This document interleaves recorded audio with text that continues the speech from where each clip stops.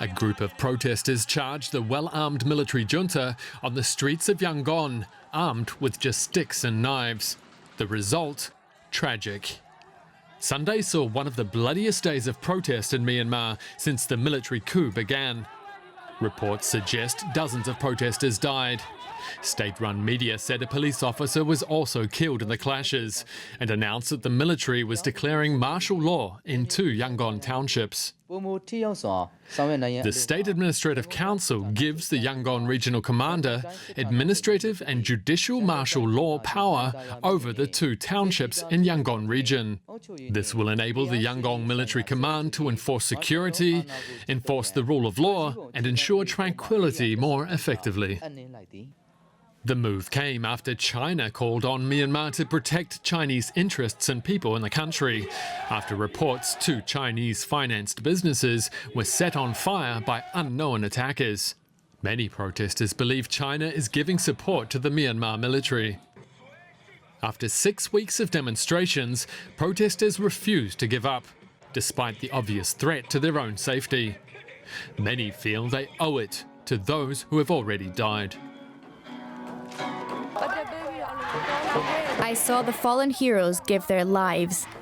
I don't want them to think that I am afraid and just want to stay at home. I'm going out on the streets as a citizen, as a woman, so that I can stand on the side of justice. But with the death toll drastically rising, it's hard to say how long these protesters will be able to hold out.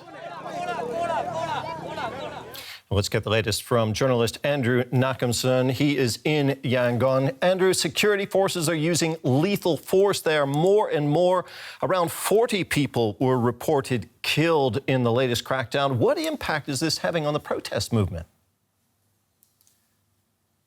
Well, yesterday was the deadliest day of crackdowns so far. And these increasing massacres are kind of having the dual effect of, yes, they're making protesters more scared to go out on the street, but they're also making people angrier and angrier. We're increasingly seeing protesters armed with swords and other weapons. So I think these lethal crackdowns are going to have the effect of turning what was peaceful protests into people actually starting to fight back. Okay, the ousted civilian leader, Aung San Suu Kyi, she was pushed out by this coup. She's due in court today. What can we expect there? These hearings aren't super transparent, but the last time she was in court, she got hit with 2 new charges. And I think that that's definitely a distinct possibility today. She's been accused of corruption, but not formally charged. So I think a big thing to watch for today is whether or not the court introduces new charges for corruption. Okay, and China is a player here. China is Myanmar's neighbor to the north, hugely influential in the country. What role is China playing in this conflict?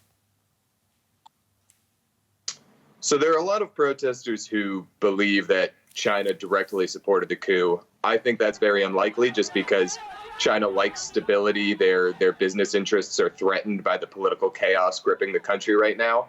But certainly, I think the protesters are right to believe that China should be doing more to put pressure on the junta. They've basically said, you know, this is an internal affair and kind of taken a step back. And I think if China were to apply more pressure, it probably could be productive in solving the political crisis. Andrew, thank you very much. That was journalist Andrew Nachemson in Yangon. Thank you.